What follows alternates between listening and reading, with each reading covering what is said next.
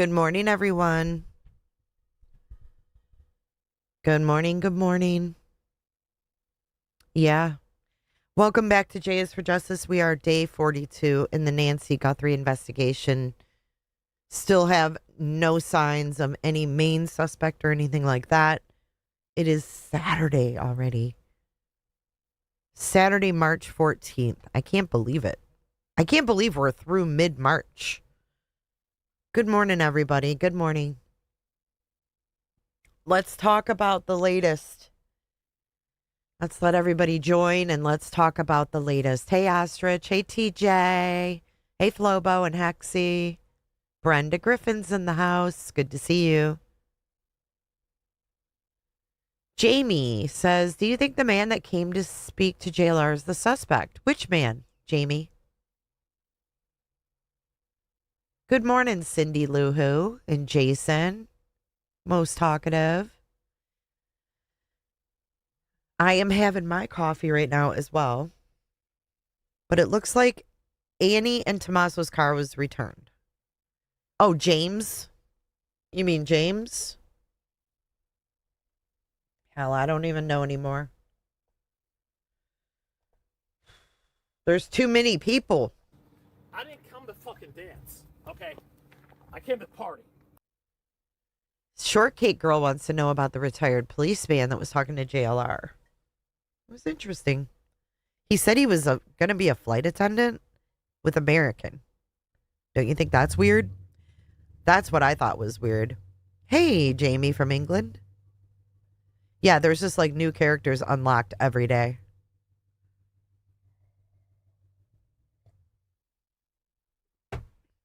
Joyful, what's up? Hi, Linda. Hey, Bren. David Knight. Hello in the UK. Okay, so this is from this morning on the left.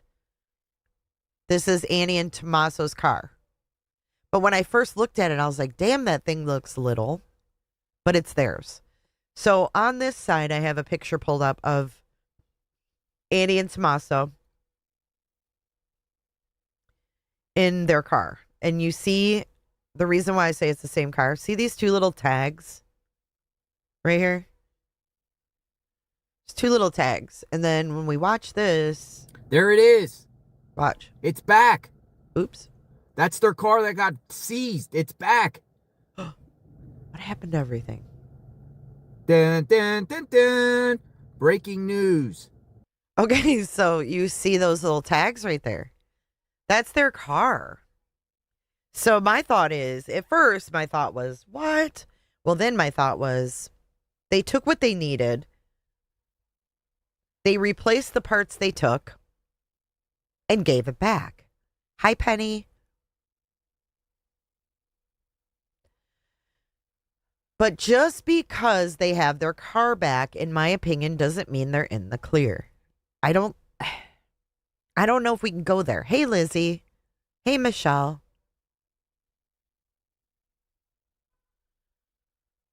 It does look funny. That's what got me, Flo. I was like, what? That looks like a little Mr. Bean car, but it's not. But there's the sunroof. You can see the sunroof in this picture as well, and they have a sunroof here. And then if we go to these photos, you can also see them in the car here.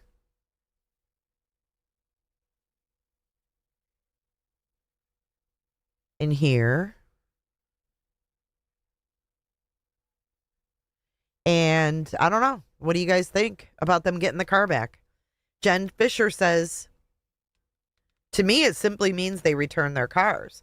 Pieces 2.0 says, okay, their car's returned, yet where is their son? Where's their son? That's so true. That's so true. We have not seen Tomasso, no. Let's watch this a little bit. Their car is back. Clip it. That's important to share because everyone's talking about the seizing and the seizing. Their car is back in their possession. Breaking news. And the white car is gone. The one that Annie was driving, the white, or not white, was it white? Yeah, the white car she was driving out of the driveway, if that was her. Mary Dean says, J for J, ICAC, remember, took stuff out of Annie and Tomasso's. Yeah, the Hyundai. So that's gone, and now their car's back. So maybe that was a rental, and they turned it back in. Tintin from Germany says, it doesn't matter, in my opinion. As long as the FBI is not clearing anyone, they're all suspects. Everyone's a suspect. Everyone's a suspect. So according to ChatGPT, it tells me this car is a 2007 to a 2011 Honda CR-V. Dad, we take you over to Nancy's? Did you guys watch him last night? Dad, over to Nancy's. So, yeah, that's the first thing we wanted to talk about was the car. Holy smokes. Now we're going to go back to real time, see what's going down. Where are we heading? There were money transfers Who's years this? ago, according to the Epstein files. Oh, that came Lord. From a Wells Fargo. What? And were transferred through a Wells Fargo from Jeffrey to an unknown source. What? Is it connected? We don't know. Is it strange that it all seems to be from Grand Junction, where these searches came from? I think it's a little weird, if you ask me. You know? I don't know. I feel like a lot of people hadn't really been talking about that. Yeah, I mean, people, people. Okay, so Teresa Rodriguez. Oh, you just deleted it. I was going to read your comment. Okay, so someone suggested that we listen to Brian Ensign from yesterday. Have you guys watched Brian Ensign yet? I didn't come to fucking dance, okay? I came to party. Did you guys watch it yet? We should watch it together right now while he's doing calls. Don't be nasty sometimes. Yes, no. Shortcake. Okay, let's watch it. So much for checking out my show. Really He's riding his horse down the road. Thank you so much for checking out my show. appreciate it. Please click to subscribe. Today is day 41 in the search for Nancy Guthrie. That's Nancy Guthrie's house right back here. I am in Tucson, Arizona, continuing to try to dig up new information, stay on top of the case. A couple of big developments today. We've had some slow days, but there's some big things that have come out over the last 24 hours. First of all, new reports about additional images that the FBI has been able to obtain from Nancy Guthrie's surveillance cameras. Linda. Remember, we knew they got the images Sparky. from the front camera because that's how we got the pictures of the suspect. But she had other cameras in the back, on the side of her house by the pool. And we are now learning that the FBI has been able to obtain some images from those cameras. But there's a catch, and there's some issues there. So I'm going to explain all of that in this episode. But overall, it's good news. Also, just interesting comments from the Pima County Sheriff. I'm thinking more and more about this. He just did another interview where he was asked, do you think the suspect could strike again? And he immediately responded, absolutely, which goes back to my episode yesterday with retired FBI agent Steve Moore, who was saying the same thing. The sheriff is also still saying they believe it's targeted, but that he can't say that 100%. I'm going to get into the latest comments from the sheriff. And then also, I really believe at the end of the day, DNA is what may crack this case. Remember, they've been having issues with the DNA from inside Nancy's house because they say that it's mixed, which means it could be multiple people's DNA in one sample. I actually went to a DNA lab at Arizona State University. It was so interesting. I can't wait for you guys to see this. Showed me actually how the process works. What does it mean if DNA is mixed? How hard is it to sort out? What do they think is going to happen with the Nancy Guthrie case? I mean, these are people who have done this for a living for a long time. And there were some things that they really zeroed in on. The flashlight in the suspect's mouth could be a big deal when it comes to DNA, and they'll explain why. So we'll get into this in this episode of Brian Ed Hey guys, Investigates. all right, so again, I'm here outside Nancy Guthrie's house, day 41 in the search for Nancy. Today is Friday. It's a really hot day here in Tucson, one of the hotter days lately. Apparently next week it's going to get really hot, which the people who live here just like, yeah, it's no surprise. Wait till summer. But I wanted to get into the latest with you. I think perhaps the biggest development right now is this new information coming out about additional images that have been recovered from Nancy Guthrie's surveillance cameras. which is a pretty big deal. You know, we knew that Nancy had other cameras. There's cameras on the side and the back of the house near the pool. And we knew, the sheriff had told me actually last time I interviewed him, that Google was trying to go back and find those images. And apparently they have found some images. And this is reporting from ABC. But there's nothing found in the images. So what's the deal? And Fox, who were able to source some of this new information. But they say that images were able to be pulled off of some of these cameras in the backside of the house. The images were recovered in recent weeks from motion-activated cameras trained on the swimming pool, the backyard, and the side yard. They were unable to recover video footage. So this part is interesting. Unable to recover video footage, but thumbnail images were captured when the cameras were triggered by motion. And so they've been able to recover the thumbnails, not the full video. Thumbnails? So what would a thumbnail show? Like one image? Like a still thumbnail? But the thumbnails. But the cameras recorded nothing suspicious, the sources told ABC. Investigators were able to observe several people in the back. Several people in the back. Like, what the fuck? Was it the gardener? Was it the pool guy? Was it a fucking contractor? Was it Annie, Tomasso, and their kid? Who the fuck were the people? Do they know who the people are? I mean, why the vagueness? Do you recognize any of the fucking people? I mean, at this point, this shit's pissing me off, you guys. I think Monday we're going to be watching the Corey Richins closings because this shit is getting too funky for me. Suspicious, the sources told ABC. Investigators were able to observe several people in the back and side yards over an unspecified period prior to the abduction. Prior. After Nancy Guthrie was taken, law enforcement officers... I mean, we know she had friends over Friday. Was it her friends? Were her friends on video from Friday night when they played Mahjong? I mean... are seen near the pool on some of these images, so they've been able to see police on the images. The cameras captured nothing on the night of the abduction, though, so that's important and unfortunate.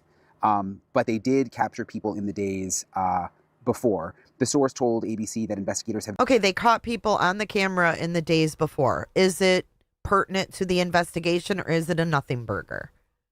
You know? Drawn no conclusions as to why the cameras captured nothing on the night of the abduction, but one source described it as odd. So that's kind of striking.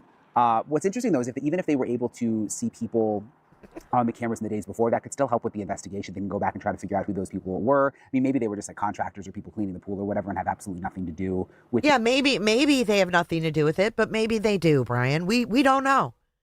And this kind of reporting sucks. I hate it.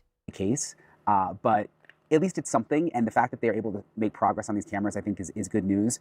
Obviously, and the source described it as odd that they can't find anything from... It's odd. The word of this video is odd. It's odd, Bridget. It's odd. Odd. Right when Nancy was abducted. But perhaps the sheriff described it to me when I talked to him about Google doing this as like having to just keep peeling back layers. So maybe this is just the beginning and they will be able to find something. The fact that the source called it odd, though, does make me kind of go back to what we learned from the other neighbor, saying that there may have been some kind of internet outage right around the time of Nancy's abduction. And how was there an internet outage if there's fucking images? Dude, I don't... Oh my God, Lizzie. For sure. Odd. It's odd. It's odd. And also the questions about, was a signal blocker used? You know, the antenna sticking out. If a signal blocker was used, how would you have any images? That's the only thing that's odd, is that if you have a signal blocker, how would you have any images? At the suspect's pocket. The more that I've talked to people and thought about that, the less likely that I think it is. I think it probably is a walkie-talkie in his pocket. But the fact that the cameras in the back were not working right at the time of Nancy's abduction, you know, and the fact that, remember, the neighbor also told... The cameras weren't working. We saw they were smashed from the bricks. Why would they be working? Why would they be working? We saw the brick was cracked. What? Told me that his camera, two Nest cameras, were not working right at the time of Nancy's abduction. Who did? But the fact that the cameras in the back were not working right at the time of Nancy's abduction, you know, and the fact that, remember, the neighbor also told me that his camera, two Nest cameras, were not working right at the time of Nancy's abduction. The neighbor. Which neighbor? See, I want to know which neighbor, because that's weird. The neighbor's 2 Nest cameras didn't work at the time of Nancy's abduction. But her cameras worked. Right. What time was this at? The neighbor that lives back behind Nancy. I mean, are these all just The neighbor that lives behind Nancy. No, he just said behind. were not working right at the time of Nancy's abduction? The neighbor that lives back behind Nancy. I mean, are these all just coincidences? Is this all going to play out into something related? I don't know. But the fact that they are getting images from these other cameras, I think, is really, really significant. So I'll try to dig into that a little more. I've been trying to work my sources to get a little more information about it, so I'll let you guys know if I find anything else out. Something else really significant that has come out over the last 24 hours is the Sheriff Nanos, the Pima County Sheriff, did another interview with NBC News. I've been trying to get an interview with him for the last couple of weeks. I did that one interview with him, and I haven't been able to get one since, and his office basically just says that they're not doing any interviews right now, which is obviously not true because he's been doing interviews with NBC News.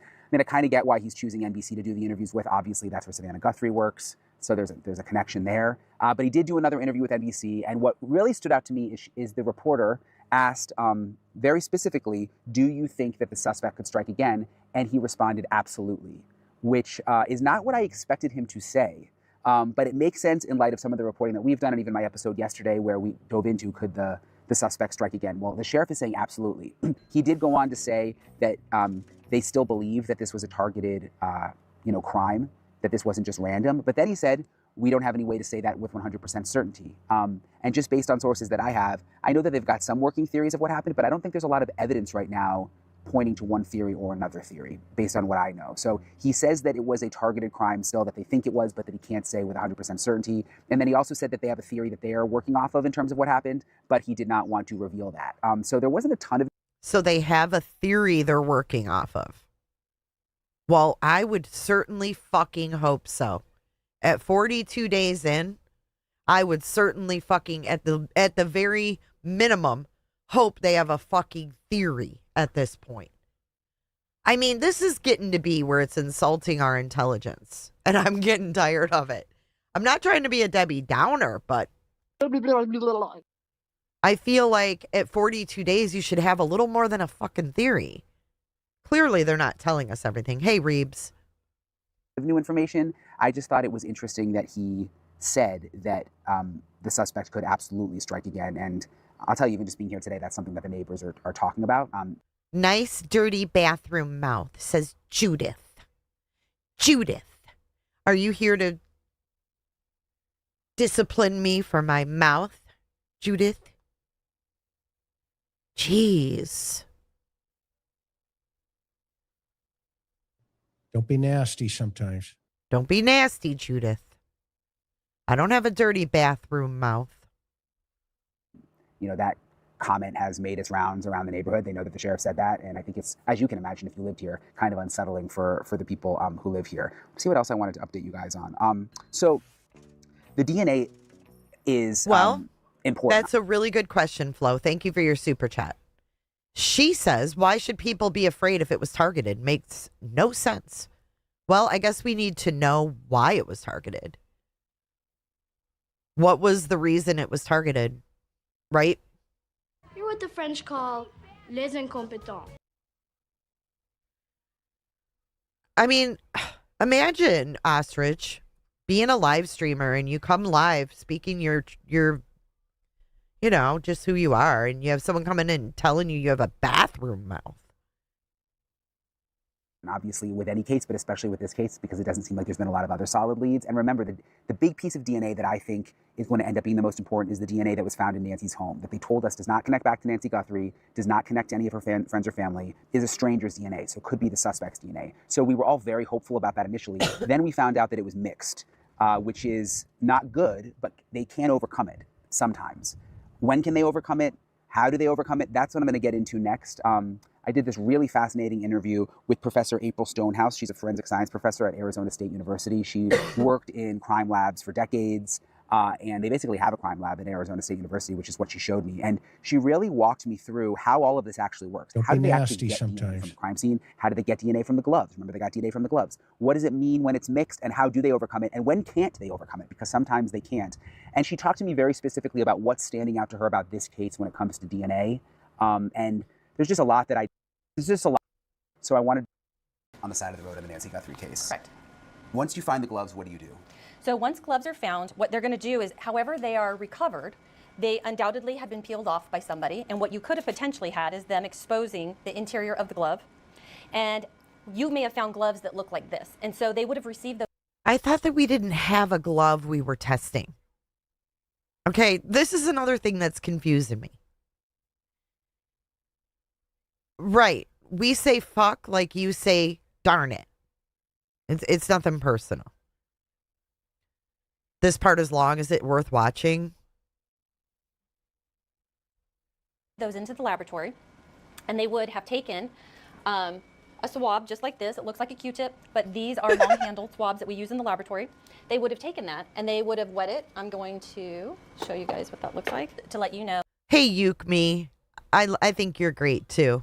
As forensic scientists, they would be practicing what we call clean technique. I would have a mask on. I would have my lab coat. And a mask, we now know from our life experience with COVID that there are little saliva droplets through the air, so that as I'm talking to you, I could potentially be contaminating something. So in a laboratory, I would be wearing But I'm talking a about mask. on the side of the road. Is this what they would be doing? They would be doing, so they would collect it. Okay. They would put it in an envelope, they would seal it, and then they would start what's called a chain of custody, meaning from the point that they collected it, they're going to time and date stamp that on a document, and then they're going to sign whoever collected that. Okay. Then that's going to get submitted to the laboratory. And then somebody like me, who's a serologist, is going to come through, and I'm going to be collecting DNA off an item. And depending on the nature and the context of what the allegation is, that will determine whether I do additional tests or if I just collect for DNA. Does he and not every single one, but they're going to pick up a... I'm skipping this. Is that what the whole thing is? Why'd you guys tell me to watch it?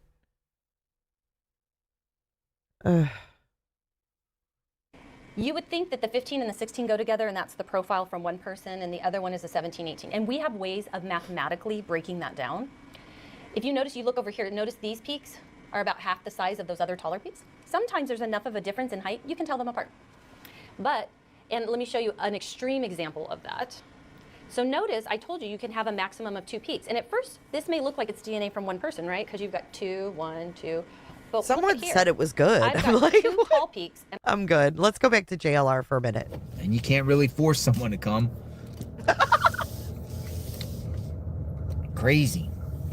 Kelly, you cracked me crazy. up. Unless they're like, hey, nope, Grammy. we're not getting the pants because we know what happened here. And we're building a case against a perp. We're building it strong. Might be the reason, too. We're building this case strong against whoever did this. Who did this? I'm going to shoot back up to Nancy, see if anything's popping off there, if anyone's out there. Media is more or less gone. I don't think you're going to see anyone camped out there anymore in the media. None. I don't personally feel really comfortable out there anymore either. Really? We should be finding a command center. Since when do you not feel comfortable? Home.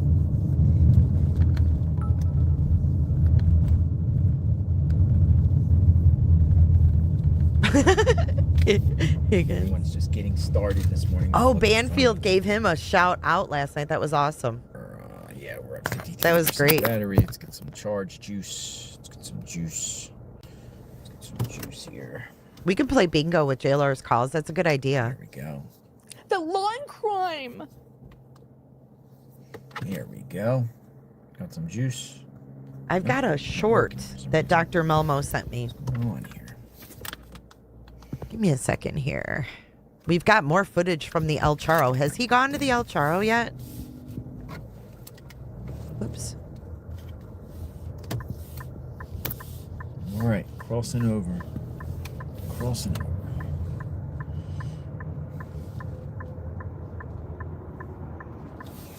We're going to look at these El Charro people. There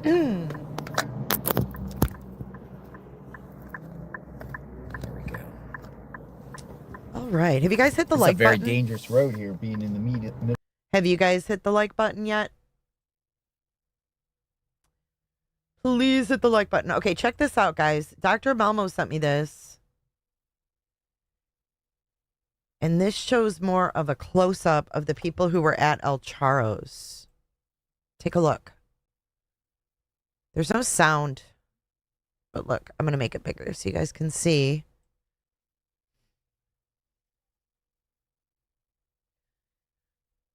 This is a reel from Instagram, from El Charros. And these are the people that were there.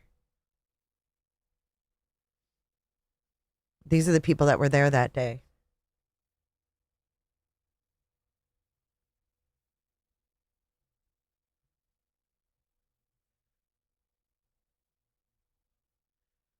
Remember we were talking about, like, was someone there? You're scared of Dr. Melbo? Look at this, though, guys. Watch. Watch. Who's that guy? Who was he? Who's this dude? He caught my eye. I think he's the one that was walking around in the background. Ostrich says they all look like the perp to me. Access. I swear, Jay, you were doing this before the FBI. Did you see Chris McDonough's AI thumbnail with Ben Affleck on it? No.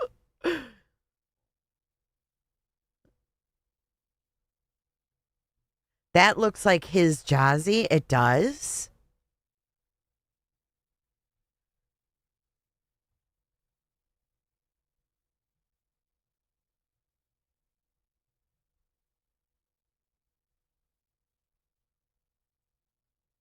And they don't give us any description of who anybody is, but it says liked by Savannah Guthrie and 306 others. Not many people liked it, really. I mean, 300 people's not that much.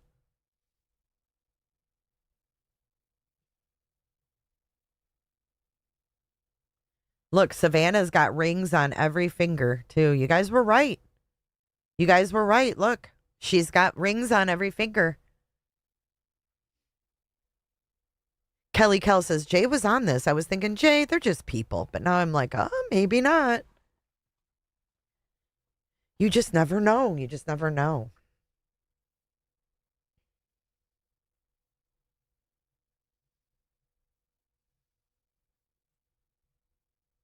Aw, they gave Savannah a little Tucson bag. I know, I'm going to have to go back and read the comments, actually. I'll go back to the original and read the comments. Wouldn't it be weird if, like, someone was peeking through this door, like, spying on her? How fucking fake, though, to sit there and hold hands with the owner. Like, what? That's your mayor? Hey, Angel Eyes, you're not late at all. Well, this aired in November of 2025. When were they actually there? Like, what was the time between the time they filmed it and the time they aired it? I don't know. But why are y'all holding hands? Wait, hold on. There's Miss Nancy.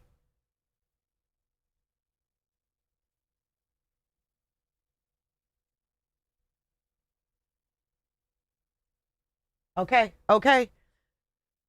There's Miss Nancy. Who's this guy? I want to know who he is right there. I need to know who that guy is. But look, Miss Nancy's standing there with a cane. You can see her cane. Hold on, let me lift this up. There, you can see Miss Nancy with a cane right there.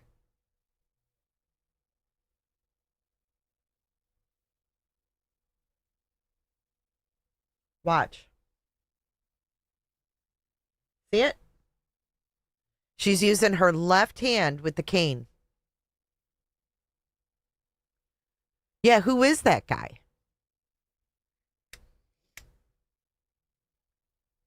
We need to go to El Charro and see if that guy's there. Or ask El Charro if they know him. Who is he? Good morning, Destruction. Good morning, Blazy.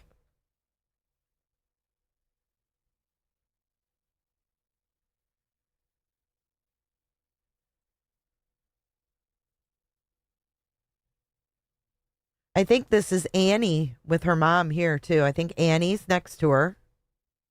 That's Annie and Nancy.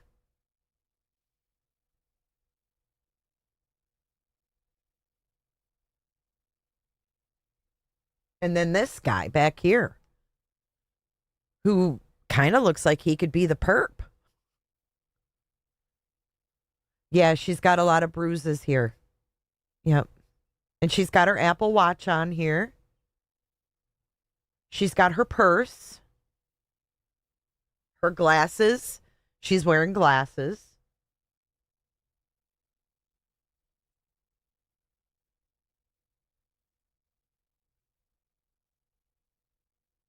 Whoa. Who's this? Ooh, that was a weird pause, you guys.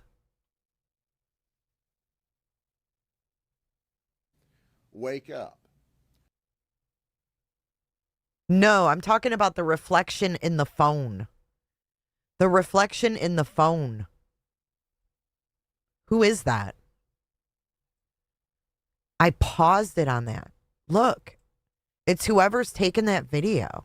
He's got two phones. See that? Not the guy she's posing with. Look at the phone. Who is that?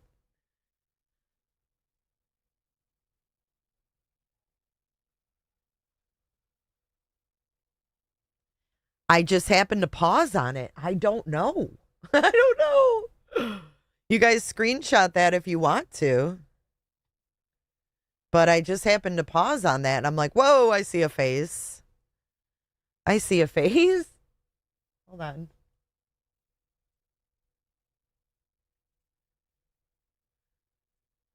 See? It's his reflection. It's this guy. Whoever this guy is. He's wearing... looks like pink or something. I don't know who the fuck he is. But there's his ears and his hair. And his shirt. Whoever that guy is.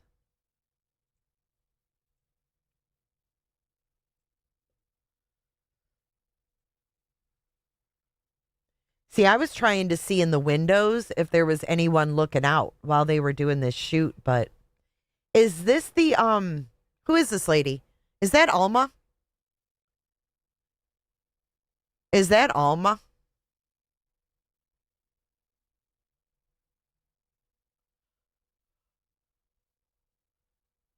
The one that wanted all the streamers to leave, remember? The state rep?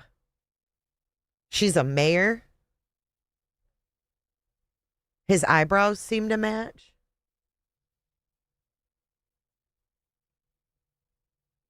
Well, here's someone else walking out of the restaurant over here. I mean, there's a lot of characters in this video, and the FBI was there for 2 days.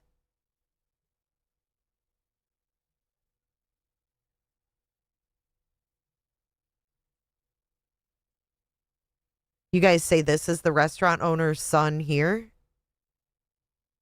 Mayor McCheese? Okay, here's another group of people. This guy. And this guy. They're probably from NBC, I would imagine. I don't know, though. Maybe locals. But here's Annie, Nancy, and Savannah sitting at their table. And you know, a lot of times, guys, they have like extras who will come sit in the restaurant. Like they'll close the restaurant down for this shoot, and then they'll invite certain people they know.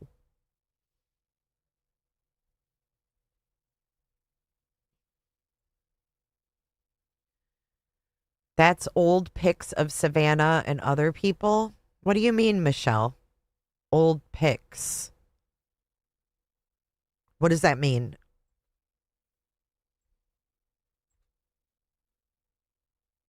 This cat right here, I want to know who he is. I want to know if he's a local to Tucson.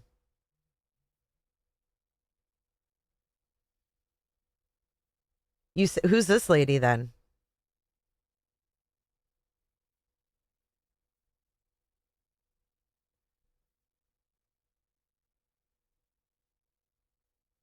I don't know who these people are.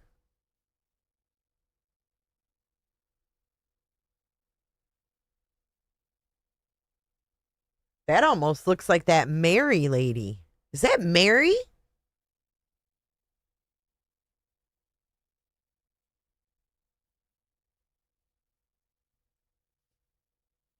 Is that Luke's mom? Is it? I'm going to shit if this is Luke's mom. It's not Higgins? That's not Mary? Okay. Huh. She looks familiar. Huh. Could she be related to the neighbor of the one that Brian interviewed, though? Doesn't she look like that neighbor that Brian interviewed, kind of? I wonder if that's her sister. It kind of looks like that family, right? Like that lady that said my sister was asked if she had a pacemaker. Remember that lady? The FBI came to her house. I don't fucking know.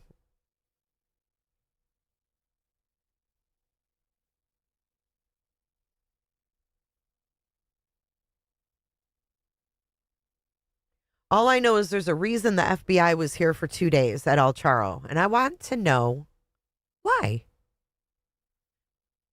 Yeah, remember that she said, oh, my sister was asked if she had a pacemaker. Da, da, da. She kind of looks like that lady a little bit. They all kind of resemble each other. The SWAT sister.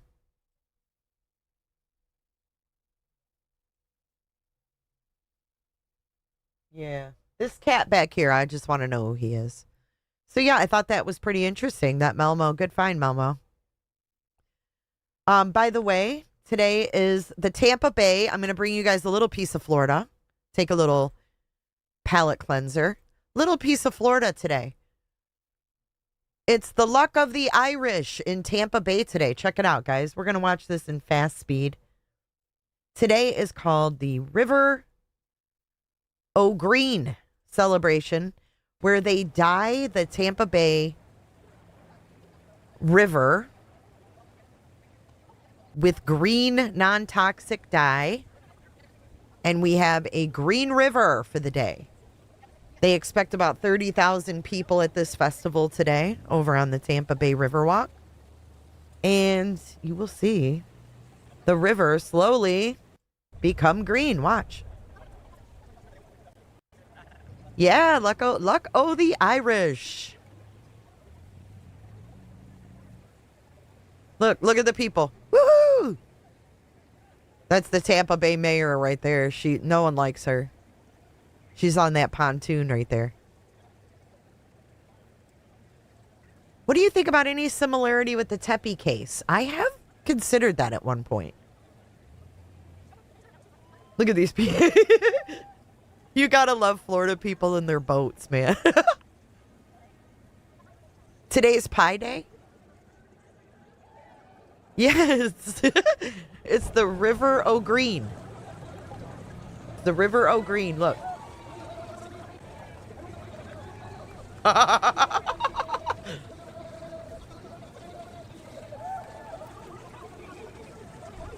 Listen to the people, they're like, woo! Listen.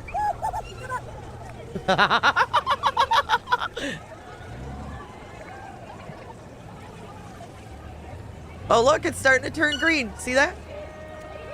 Woo! Look at that.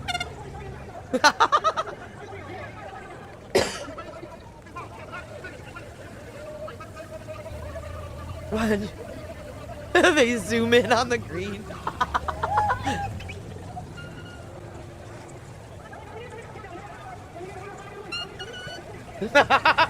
Look at that. Woo! They get all excited.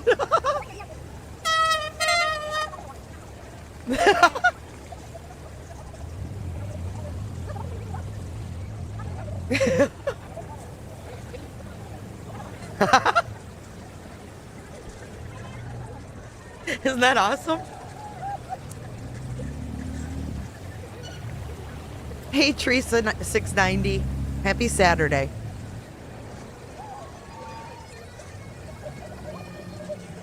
Listen to the bagpipes. They're like doo doo doo doo.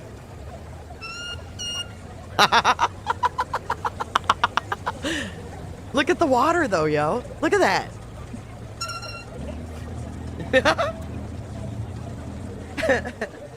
Look at the girls.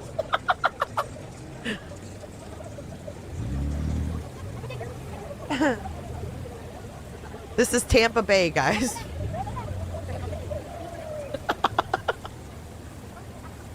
Hey, DeBlanco, good to see you. It is the River O' Green today. River O' Green.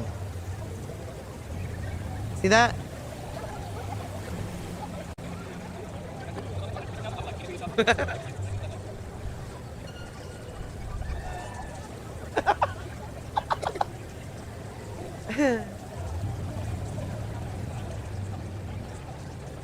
It's wonderful, isn't it?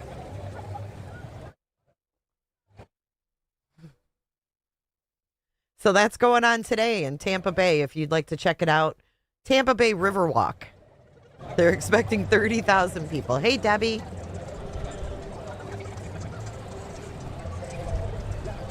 Pretty hate.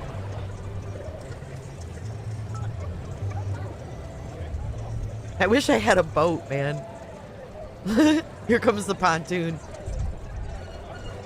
With all the fucking political people on it. Look at them.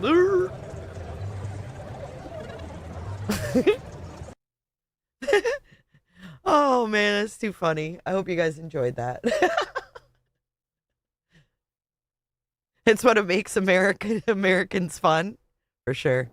Is he signing off? Wait, what happened? What happened? He's out. Wait, I'm going to sign off for a bit. Oh, he's out. Thank you. Wait, hold on. Yeah, so gonna stay with this. I'm gonna sign off for a bit, and I will be back if something else breaks. Definitely be back. We'll come back out here later on this afternoon when it gets towards the end of the day and restream. Come here in the evening time when this starts to get dark. We'll do something different, but I'm gonna sign off for a bit, and I'll be back. And if anything else breaks, you'll hear it here on JLR Investigates. Thanks for watching, everyone. Wow, he actually is taking a break. He's over it. He's over it. He's exhausted. Everybody's gone. Look at him. He's like, I've been here for 42 days. Everybody's gone. What do I do next? He's contemplating life's choices right now. He's feeling it. Yeah, he's like, I don't even feel comfortable sitting out there by myself anymore. Oh, man. I would go home for a while. I don't know, though, because it's so far. Maybe he just needs to take a day and rest. You know what I mean? Take a day and rest. That might be what needs to be done. Take a day off. You know, if something breaks, you know, someone will let you know. Sometimes you just got to take a freaking day. 24 hours. I do have some things saved that I wanted to watch with you guys. Here's one thing I found. Watch this. This is about Savannah. Millions of viewers tune in every morning to be greeted by Savannah Guthrie, the longtime co-anchor of NBC's Today Show. She's had a long and unconventional journey to becoming the reporter that she is today. Keep watching for a closer look at how she's transformed over the years. Guthrie was born on December 27, 1971 in Melbourne, Australia, and she was just 2 years old when her family moved to Tucson, Arizona, where she spent most of her childhood. Having your entire life uprooted at such a young age sounds... Okay, so this was interesting to me. I know it's like AI or some bullshit, but there was some pictures in here I've never seen. There are some pictures that I've never seen. So don't get on me about this video and it being, AI. But I wanted to see these pictures. Look how cute Annie and Savannah are. Kelly says, who thinks they're this important? I'm sorry. You talking about Savannah? Hi, Lisa. They do. They still look very much like themselves. Annie looks exactly the same. Oh, my God. Pretty difficult, but Guthrie wasn't old enough at the time to remember moving across the globe. However, that doesn't mean... Here's another photo that I've never seen. Cameron, Savannah, and Annie.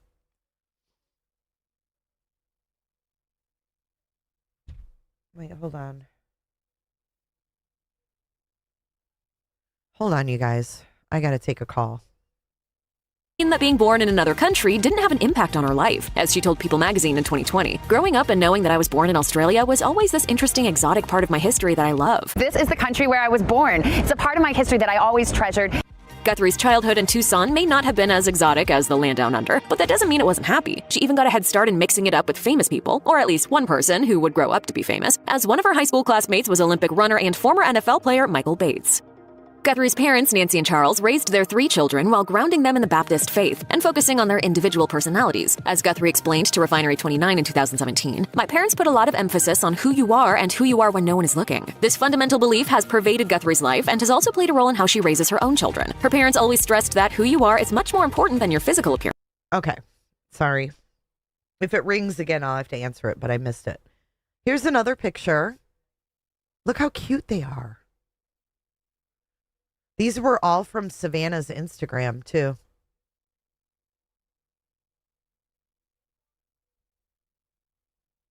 There's Savannah and her dad.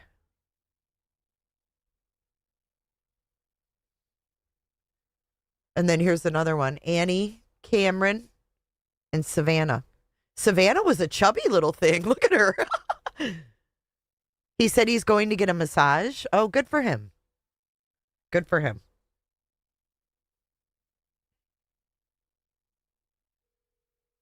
Who would grow up to be famous, as one of her high school classmates was Olympic runner and former NFL player Michael Bates. Guthrie's parents, Nancy and Charles, raised their 3 children while grounding them in the Baptist faith and focusing on their individual personalities. As Guthrie explained to Refinery 29 in 2017, my parents put a lot of emphasis on who you are and who you are when no one is looking. This fundamental belief has pervaded Guthrie's life and has also played a role in how she raises her own children. Her parents always stressed that who you are is much more important than your physical appearance or how good you are at sports. Guthrie was particularly close to her father. As she described him on Today's website in 2017, my father was a seemingly unlikely mix of qualities, always strong, sometimes terrifying, loyal to the end, and disarmingly gentle and tender when it counted. But it was her dad's integrity that had the... Oh, wow, there's her dad. Terrifying, loyal to the end, and disarmingly gentle and tender when it counted. But it was... There's her dad. That's at that house.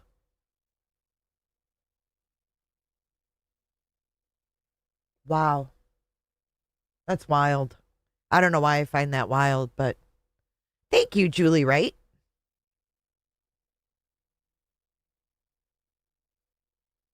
Tammy Green, someone called in and told him about it. It's her dad's integrity that had the biggest impact. That's not their house, MJ? Loyal to the end and disarmingly gentle and tender when it counted. But it was her dad's...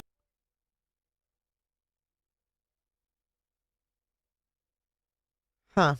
I thought they grew up in that house. Yeah, why was her dad terrifying? Integrity that had the biggest impact on his daughter. As she put it, his moral clarity was demanding and sometimes... That's integrity that had the biggest impact on his daughter. As she put it, his moral clarity was demanding and sometimes... Yeah, it looks like that's under the... It's integrity that had the biggest impact. Whose house is this then? I wonder. Oh, they're in Australia here. Savannah and her mom in Sydney. I wonder if that's where they lived in Sydney. I need to find this episode. On his daughter. As she put it, his moral clarity was demanding and sometimes intimidating, but he tempered it at the moment you needed and least expected it with kindness and mercy. When Guthrie was just 16 years old, her father died of a heart attack. Up until that point, her mother Nancy had been a stay-at-home mom. Suddenly thrust into the harsh reality of supporting and raising 3 kids on her own, Nancy was able to get a job working in public relations for the University of Arizona. Okay. Public Relations, University of Arizona. There was no CPS. Hey, Stacey Monroe. Where Savannah and her sister Annie were lucky enough to attend tuition-free. Guthrie has admitted that she wasn't much of an overachiever in life. So they went to college tuition free. until she had to be. As she told Refinery 29, I wasn't much of a go-getter in my younger years. In high school, I was kind of a slacker. It was only in college when I started taking journalism classes that the fire was lit and I really wanted to accomplish things. Before that, I was happy to hang out with my friends and listen to grunge music and wear my chunky heels. Guthrie reflected on that difficult time of her life in an open letter essay to her mother that she wrote for Good Housekeeping in 2017. As she shared, I think about when Dad passed away so suddenly, I remember how we clung to each other for dear life in the years that followed. Your strength and selflessness in the face of that shock amazes me to this day. In 1993, Guthrie graduated with a journalism degree from the University of Arizona and then promptly moved to Butte, Montana, where she got her big break as an anchor on a local TV station. Unfortunately, though, the station closed down just 10 days later, and Guthrie found herself forced to head back home to Tucson without a job. But she then quickly landed a gig as a reporter and anchor. Wow. That doesn't even look like Savannah. That looks like Nancy as a young woman.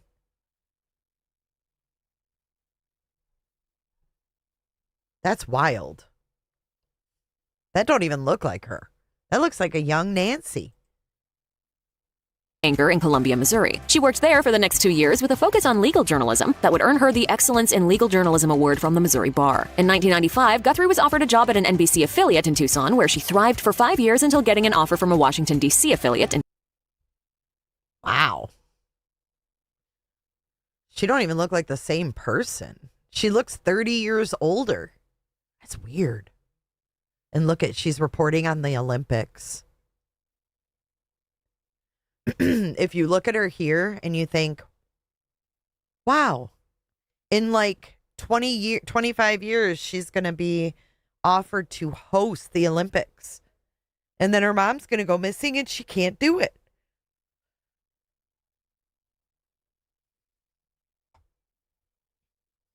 In 2000, that would see her cover the 9/11 attacks and other major news stories of the time. But wow, she was out there covering 9/11? Had no idea. Just like Anjanette Levy. it was at this point that she decided to make a big change and pursue a career in law. In 2002, after receiving the highest score on the Arizona bar, she joined a D.C. law firm and specialized in white-collar criminal defense for a year. Based on her backstory, it's clear that Savannah Guthrie is a bit of a restless spirit. Just a few months before starting a prestigious job as a law clerk for a federal judge, she decided to reverse a previous big decision as she quit her legal career to return to journalism. As she recalled during a commencement speech to the 2019 class of George Washington University, "It wasn't my dream. What I really wanted was to go back to my roots in journalism. I still had that nagging hope that one day I could really make it in television news." After working as a court TV correspondent from 2004 to 2006, Guthrie found herself in the role of NBC News legal correspondent. After a high-profile interview with Sarah Palin, she was offered the role of NBC's White House correspondent in December of 2008. So she was a White House correspondent? Oh my God. Hold on.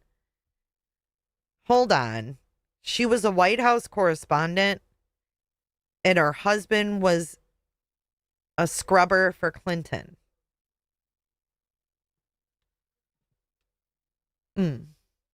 Okay. Her enigmatic personality and comfort in front of the camera caught the eye of higher-ups at NBC who were contending with Ann Curry's recent controversial departure as co-host of the morning program. After many guest appearances on Today, Guthrie was officially offered the role of co-host in 2012, and she's been with the show ever since. Joining Today was a big moment in Guthrie's career, but it was also bittersweet, as it was a turbulent time for the show. She was brought on as a replacement for Ann Curry, who was unceremoniously and unexpectedly booted from the position in 2012. As Curry recalled to Elle magazine in 2020, "I still don't really understand why I was replaced. I know I did nothing wrong. I know I was good at my job." Why did they boot Ann Curry? Huh. She does. She has an ex-husband also. Yep. That was a bad divorce, according to her. When Guthrie took over the co-hosting gig, NBC seemed to want to draw as little attention as possible to the switch, and her debut was accordingly met with very little fanfare. The entire situation was tense, and Guthrie wasn't even sure if she wanted to accept the position when it was offered to her. As she told the New York Times in 2020, "Anyone would dream to get to host the Today Show one day, but not like that. I knew it was not a good situation, and potentially it'd be the end of my career." She added, "When my boss asked me, 'Would you want to do this job?' I said, 'I don't know.' Not because I was being coy. I truly didn't know. I wondered if I do this, and if it's such a controversy, it would be so easy to fail and never work in this business again." In 2005, Guthrie married BBC journalist Mark Orchard, but their union ended a few years later. Oh, here we go. Mark Orchard. This is the ex. This is where the whole, Teppy situation can come into play. Business again. In 2005, Guthrie married BBC journalist Mark Orchard, but their union ended a few years later in 2009, leaving Guthrie to focus on her professional goals while putting her personal life on hold. But the same year that she divorced, she met and started dating media consultant Mike Feldman. After 5 years of dating, they married in 2014 with the exciting news that a baby was on the way as well, something that Guthrie had thought was off the table for her as a 42-year-old woman. 5 months after the wedding, they welcomed their daughter Vale, and 2 years later, they were blessed with another child, a boy named Charlie, as Guthrie recalled to People magazine in 2019. When we found out we were... Look at those babies. They're so cute. I bet you Nancy was just over the moon happy about these babies. pregnant, I don't think there were two happier people on this planet. She also discovered the perks of becoming a mom later in life, as she noted. Now we can really take my time and enjoy our kids. Guthrie often has to wake up before the crack of dawn to host the Today Show, but while getting up at 3 a.m. may be rough, she likes that it allows her to spend more time with her kids since she's usually done with her workday by lunchtime. As she told Refinery 29 in 2017, I come home and I see so much of my kids, and that means everything to me. Guthrie has mastered the art of balancing her work life and home life about as well as anyone can. As she described it to Refinery 29, I often reflect on how lucky I am and how, in a cosmic sense, the timing was so perfect. This job is completely rewarding and demanding, and it does afford me the opportunity to be home midday. As a working mom, that is a dream come true. We all have the children that God intends us to have. Guthrie put her creative juices to good use and true. We all have. Oh, God. Hoda and Kathy Lee Gifford. The children that God intends us to have. Guthrie put her creative juices to good use in 2017 when she co-wrote a children's picture book called Princesses Wear Pants. She co-wrote it with Allison Oppenheim after they discovered that both of their daughters were obsessed with all things related to princesses. This book isn't your average fairy tale, as it sends a powerful message of empowerment. Guthrie got the idea for it after she saw Kate Middleton donning pants. She and Oppenheim created a character named Penelope Pineapple, who's the epitome of a storybook princess. She loves to get all glammed up, but she also wears pants while taking care of business. With the Princesses Wear Pants. Ugh. book, Guthrie wants to show her daughter and all kids that, princess or not, the most important thing, as she told Today, is to be a person of substance. I like that she's both strong and proud, but gentle and humble.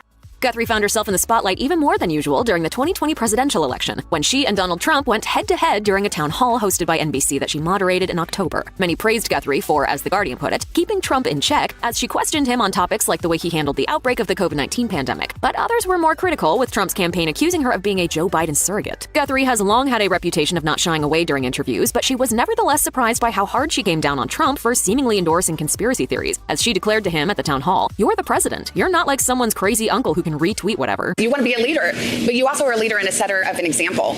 After the event, Guthrie admitted to being shocked at herself. As she told the New York Times, "I don't even know if it's a good thing that I said it. That just came out." Savannah Guthrie may look like she has it all together, but just like the rest of us, she's only human. Being rich and famous is all well and good, but it's not enough for her to quell the doubts she has about her own appearance. As she confessed to Health magazine in 2020, "It's a lifelong struggle for me. I've never once felt good about how I looked on the outside." Oh my God, Savannah. This is her quote. "It's a lifelong struggle for me. I've never once felt good about how I looked on the outside." Ugh.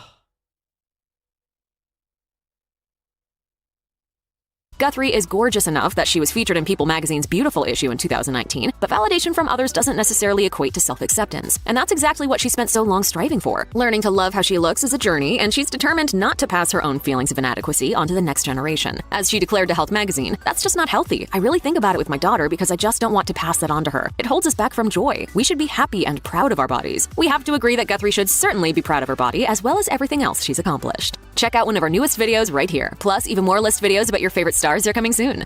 Weird, huh? Oh, let's see. Check this one out. Here's another one. The mother of Today Show co-anchor Savannah Guthrie. Okay, this is February 2nd. This is WKYC Channel 3. Okay, this is February the 2nd. One of the first reports of Nancy being missing. They say, now what I want you to hear is they say nothing about a kidnapping. Nothing about a kidnapping. Listen. The mother of Today Show co-anchor Savannah Guthrie has been reported missing in Arizona. Guthrie's mom, Nancy, was last seen Saturday night in her home just outside of Tucson. Her family reported her missing yesterday. According to the Pima County Sheriff's Office, they say evidence at her home caused deputies grave concern. This Guthrie is 84 years old. He's not on good physical health, and so naturally that's a big concern. The scene at the house also has some concerns for us as well, and so that's why we're doing what we can to try to locate her. At this time, they are not ruling out the possibility of foul play. Well, hey, folks, this episode walks through the most recent public. The mother of Today Show co-anchor Savannah Guthrie has been reported missing in Arizona. Guthrie's mom, Nancy, was last seen Saturday night in her home just outside of Tucson. Her family reported her missing yesterday. According to the Pima County Sheriff's Office, they say evidence at her home caused deputies grave concern. Nothing about a kidnapping. This Guthrie is 84 years old. He's not on good physical health, and so naturally that's a big concern. The scene at the house also has some concerns for us as well, and so that's why we're doing what we can to try to locate her. At this time, they are not ruling out the possibility of foul play. Okay. Well, hey, folks, this episode. Okay. All right. Here's another one for us to watch. Come on now. All right, come on, bud. Great to see you. Uh-oh. I froze up. Damn it. Hello? Can you guys hear me?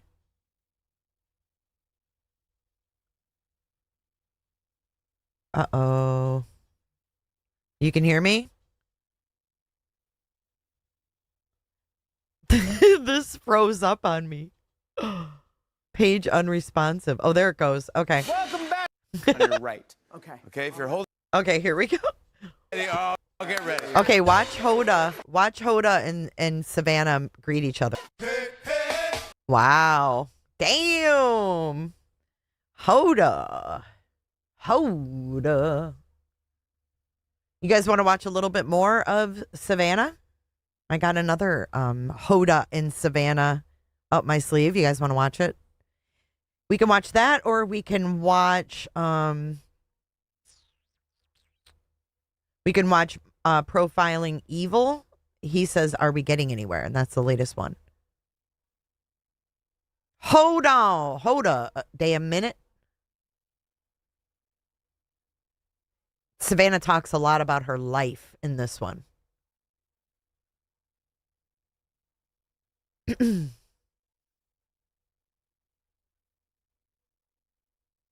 We can watch that, or we can watch Profiling Evil. We can watch both of them.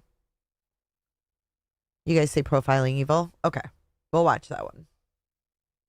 Let's see what he's got to say about the latest and greatest. Well, hey, folks, this episode walks through the most recent publicly reported developments in the Nancy Guthrie case, and it explains why wild speculation can damage real investigations. There was a neighbor that described seeing a suspicious man in the area weeks before Nancy disappeared. She says she shared that information with the FBI. This is Profiling Evil. This is Mike King. He used to work for the FBI, or he still does, or something. He studies cults.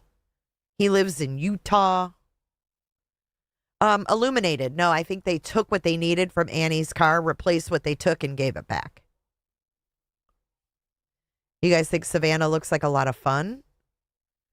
I don't know. I'm getting a different feel for all of these people. Ski Utah. I mean, if Hoda's fake, what makes you think Savannah ain't fake? I just don't know. Okay, let's listen. At first, didn't even know the contact happened, or it hadn't been recorded and cataloged. Investigators are also examining a damaged utility box near Nancy's home. That could be related to the reported internet disruptions and missing or disrupted surveillance footage. But at the same time, that Wi-Fi jammer theory has become a headline. Some reporting explains what the jamming is and why it's illegal, and why many outages still end up becoming just a routine tech failure. But all of it became modus operandi before it was ever vetted and discounted. Another major reset occurred when authorities found gloves 2 miles from the crime scene, but it still became a focal point. Now, those gloves were traced through DNA to a local restaurant worker who's not connected to the case. And all these diversions are just a reminder that found doesn't mean linked. But what's weird about that glove is they said they found it across the street from a restaurant. And you heard yesterday, JLR said there's no restaurant across the street from where that glove was found. If it's the glove that we all thought it was. It's a continuous media frenzy out there. Social content people are rushing, leading conspiracy theories and investigative noise-making to the top. No, they're not. No, they're not. Mike, it's the people on YouTube that aren't there that are doing this. It's not the people that are there, Mike. It's not. And I'm going to prove it right here. Look, watch. You go to YouTube and you put Nancy Guthrie missing. It's not the people that are out there that are faking shit. It's people like this. Crime report today. Breaking. Car changes everything. What was found in Nancy Guthrie's car? Or son-in-law's car. Look at this. 212,000 views. Look at this one.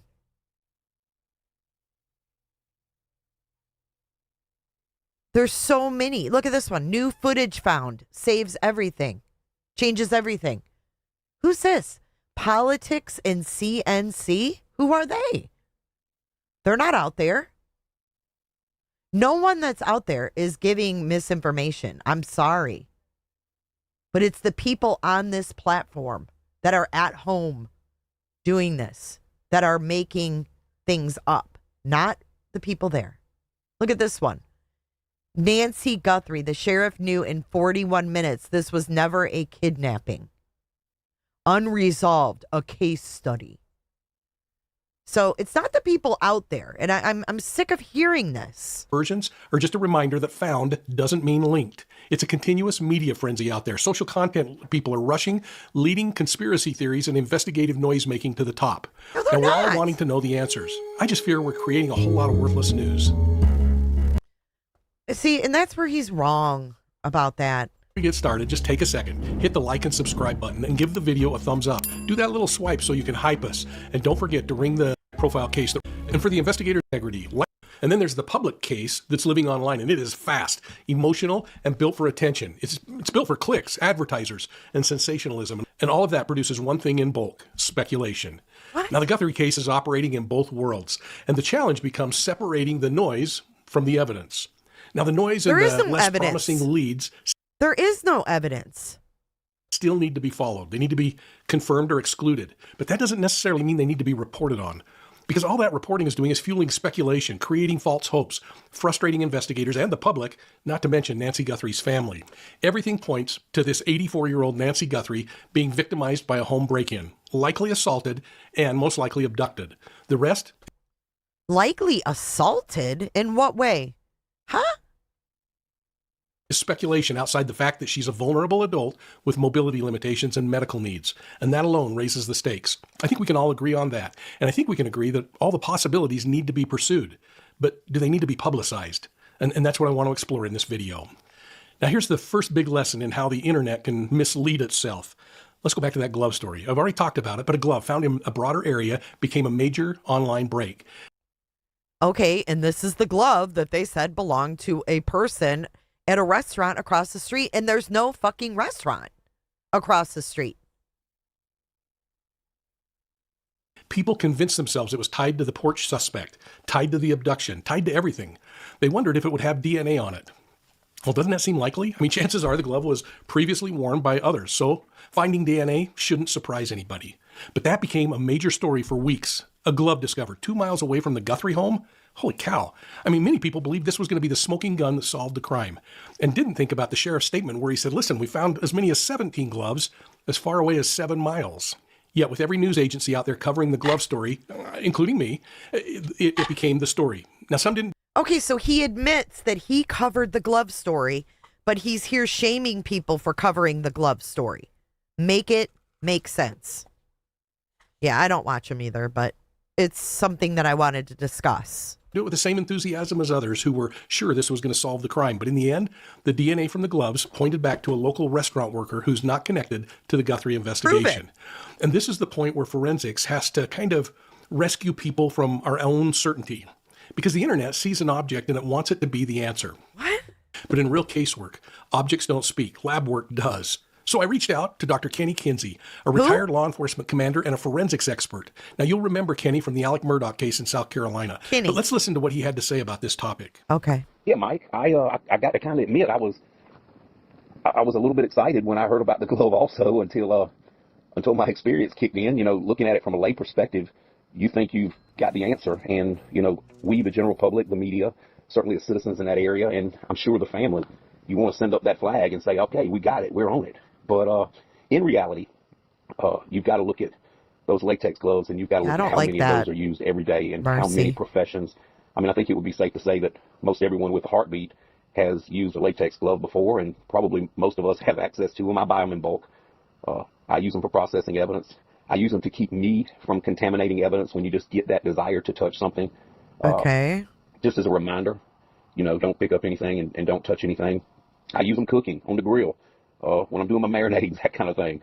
Doctors use them. The healthcare profession uses them. The sanitation profession uses them.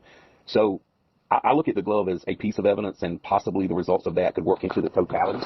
Because, we rarely, as investigators, we rarely have absolute 100% proof of anything. So when I heard about the glove, I got to admit, I got a little bit excited. And I feel like you probably did too. Most of us did, because we're wanting a certain outcome.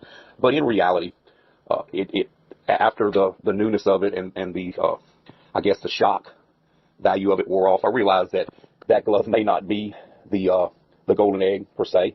And the reason being, not just the frequency that those latex gloves are made and the quantity that's available to the public. You've got to look at the type of evidence. And if you're going to wear a latex glove, you're going to touch a latex glove, you're most likely, and I'm not a DNA analyst, but I sure have explained it a lot. If you're going to wear a latex glove, you're going to transfer touch DNA, sweat, that kind of thing inside those gloves, which makes us go, yeah, we're going to, it's a very good chance that the scientists are going to get a profile. And that profile is what you want. But I like to give people the fingerprint analogy. When I first started with crime scenes and I was reviewing and comparing, we didn't have APHIS, so we had to send it to the laboratory for APHIS, but we always compared it to our top customers, and we were quite successful with that. But you get 25 latent lifts from a crime scene from, Deputy Smuckatelli, and you start going through them, and 24 of them are just terrible. I mean, it's too much powder, too much humidity, no ridge detail at all in your lifts, and then you get one beautiful print, one beautiful thumbprint, and it ends up being, the deputy's thumbprint. And that's kind of what I compared this to. Probably not a law enforcement officer, I hope not, but I can't say that I've never left a pair of gloves at a scene. I can't say I've never seen first responders leave a set of gloves at a scene, pull off with them, throw them in the bed of your truck. Where did they end up down the road? It just didn't give me that warm, fuzzy feeling after the newness wore off, if that makes any sense to you. And just another quick one, the Air Force sneakers, one of the top-selling, if not the top-selling sneaker, at least in my lifetime. What? And we used to joke about it. You never work a crime scene, or rarely do you work a crime scene that you don't find that outsole design in a crime scene, in a footwear impression. And you got to look at the millions and millions of those shoes that have been sold and the millions that are made every year. And I think that's kind of the scenario we're looking at with most of the time when you find evidence, an extended distance from a crime scene. You've got to look at it in totality.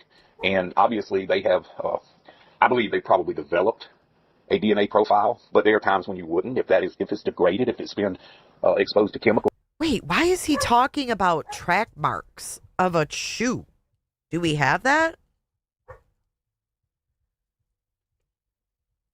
Do we have a shoe print? Or harsh environment. But generally speaking, you're going to transfer a profile. But there's another thing we don't think about either. And with DNA, as far as DNA is concerned, identical twins share DNA. But there's never been anyone found to share a latent fingerprint. So I don't know if they did it. It's something that we did. There are reagents and chemicals that you can turn that glove inside outwards. And many times you can develop friction ridges inside that latex glove. And I don't know if they tried that. I don't know if they developed a DNA profile and they've already spoken to that person. He or she obviously was not in CODIS. So, he or she obviously was not in CODIS. She? So it was a female? They have a shoe print. Where'd you get that from, Casey? I never heard they had a shoe print. We have never heard there was a shoe print. Tried that. I don't know if they developed a DNA profile and they've already spoken to that person. He or she obviously was not in CODIS.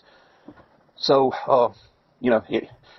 I think we wanted it so bad. We anticipated it so bad. We just expect to wake up every morning and see where there's been a resolution to bring some comfort to the Guthrie family. And, unfortunately, everyone doesn't understand it. I understand just enough to be dangerous, but I do understand with other pieces of evidence, that shell casing that's, found a mile and a half away by that Good Samaritan. And I'm not saying you would ignore that evidence. You certainly have to look at it. But when you pick it up and it's got grass growing out of it, it's not related to your crime a week ago. So, hopefully they'll get somewhere with it. As far as the glove, you and I both know, with over 60 years of experience between us, that they couldn't ignore it. So hopefully it didn't send them down a rabbit hole somewhere. Hopefully they've got enough investigators working this that they can chase leads. And we'll just have to see where it goes. But it surprised me a little at first until my crime scene mind kicked in. And then you just want to wait on some verification to validate your theories or not. And more times than not, you're going to hit a dead end. Okay, I'm going to need a timestamp and a video because I just Googled Nancy Guthrie bloody shoe print, and there's nothing. The only thing that is fake is something from Facebook inspiring Bible verses and prayers. 4 weeks ago, shoe found at Sabino Canyon with hidden note. Shocking. Nancy Guthrie's shoe is found at Sabino Canyon. And it's fake. It says they found a piece of paper hidden inside a shoe insole. Where did you guys ever see there's a shoe print?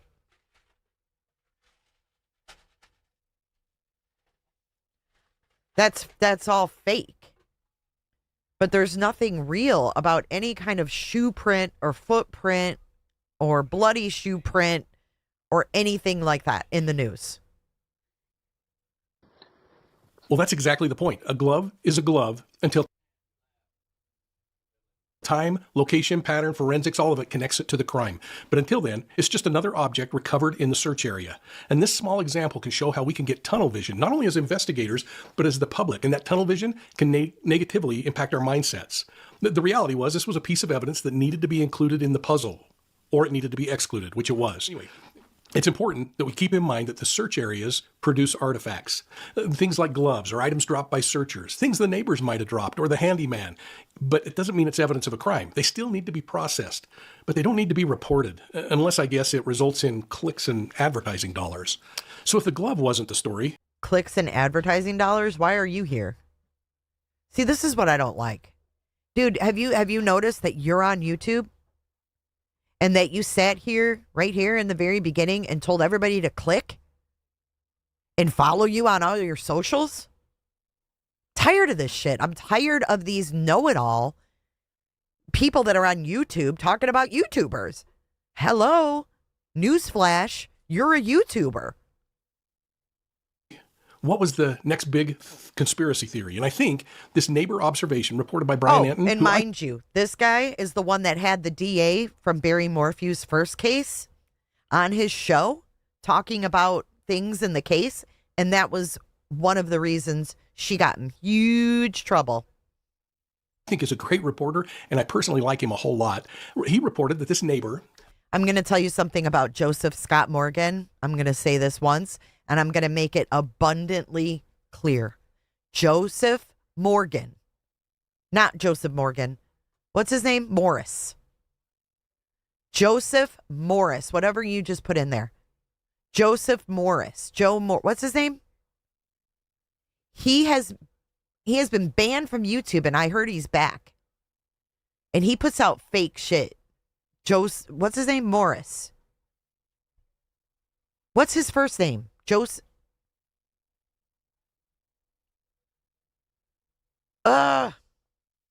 What's his name? A neighbor of Nancy Guthrie's saw a suspicious man in the area weeks before.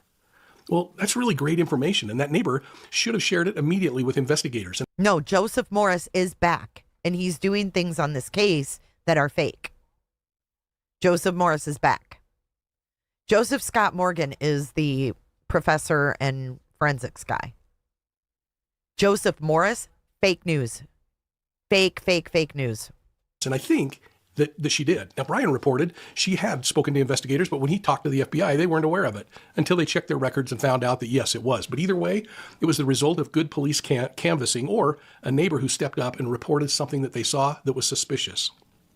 Now, the neighbor described the man with a baseball hat, kind of pulled low, hunched posture, not dressed like a typical walker in the area, moving slowly, looking around. Well, I wonder, did she call the police then? Now, this doesn't necessarily prove anything by itself, but it's absolutely an important observation that needed to be followed up on. She told her husband and her mother. It could have been corroborated with camera searches in the area, seeing if somebody might capture the individual, where they could post the image, validate who it is, and determine whether they were there legitimately or not. So here's where I thought I'd call Phil Waters and just get his sense on some of the current developments. Primarily, I wanted to know how he felt after decades of homicide experience. If you remember, Phil worked at the Houston Police Department, how he would have treated these pre-offense sightings, the corroboration that's needed, and how he would separate the interesting things from the actionable things. Because this is where people get tempted to either dismiss the neighbor's sighting completely, or they turn it into a full suspect theory in their head, and neither approach is disciplined. Let's catch Phil's comments.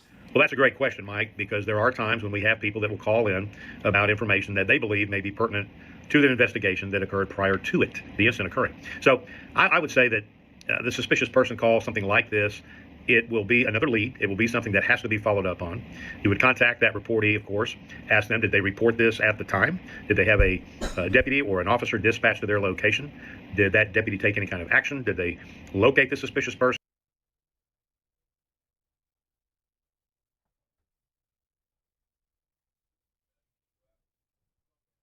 Uh-oh. I can't hear. What happened? Dude, some crazy shit's going on right now. Hold on.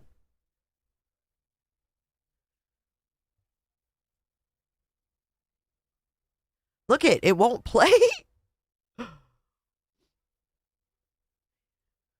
Who's it? Well, who's an expert? Mike? You talking about Mike? Hold on a second. I got to see if it's just my computer. No. See, look, this says altered or synthetic content. How come he won't play? That's weird.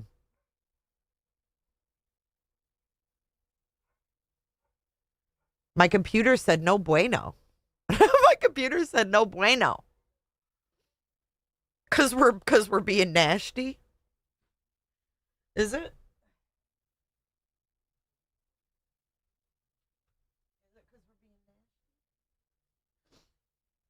I just lost sound in my headphones. I know that much.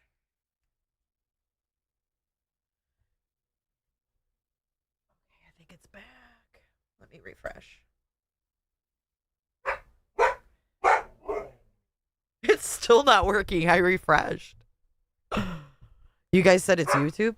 Oh my God, my dog. Summer. Stop barking.